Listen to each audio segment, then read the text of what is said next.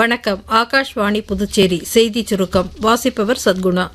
செயற்கை நுண்ணறிவு என்பது நேர்மறை மாற்றங்களை கொண்டு வருவதற்கான வாய்ப்பே தவிர வெறும் தொழில்நுட்பம் அல்ல என்று குடியரசுத் தலைவர் திருமதி திரௌபதி முர்மு கூறியுள்ளார். எதிர்கால தொழில்நுட்பங்களுக்கு பள்ளி மாணவர்களை தயார்படுத்துவதற்கான திறன் மேம்பாட்டு திட்டம் தொடர்பாக குடியரசுத் தலைவர் மாளிகையில் நேற்று நடைபெற்ற நிகழ்ச்சியில் அவர் இவ்வாறு கூறினார்.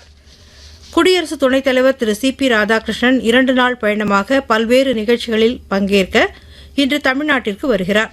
சென்னையில் உள்ள டாக்டர் எம்ஜிஆர் கல்வி மற்றும் ஆராய்ச்சி நிறுவன பல்கலைக்கழகத்தின் பட்டமளிப்பு விழாவில் தலைமை விருந்தினராக கலந்து கொண்டு உரையாற்றுகிறார்.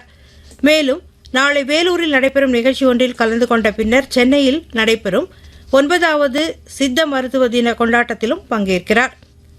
அடுத்த ஆண்டு சுதந்திர தினத்தன்று இந்தியாவின் முதல் புல்லட் ரயில் அறிமுகப்படுத்தப்பட உள்ளதாக மத்திய ரயில்வே அமைச்சர் திரு அஸ்வினி வைஷ்ணவ் அறிவித்துள்ளார்.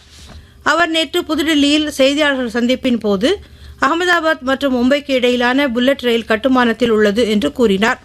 மேலும் படுக்கை வசதியுடன் கூடிய நாட்டின் முதலாவது வந்தே பாரத் எக்ஸ்பிரஸ் ரயில் குவஹாத்தி கொல்கத்தா இடையே விரைவில் செயல்பட தொடங்கும் எனவும் அவர் தெரிவித்துள்ளார். மோட்டார் வாகன உற்பத்தி துறைக்கான உற்பத்தியுடன் இணைந்த ஊக்குவிப்பு திட்டம் இதுவரை மொத்தம் 35,657 கோடி ரூபாய் முதலீடுகளை ஈர்த்திருப்பதாக மத்திய அரசு தெரிவித்துள்ளது.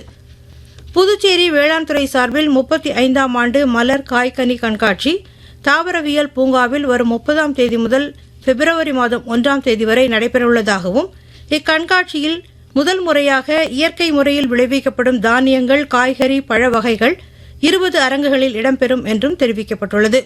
மேலும் விவசாயிகள் மற்றும் வேளாண் விஞ்ஞானிகளின் சந்திப்பு கூட்டமும் நடைபெறவுள்ளது. இத்துடன் இந்த செய்திச் சுருக்கம் நிறைவு பெறுகிறது.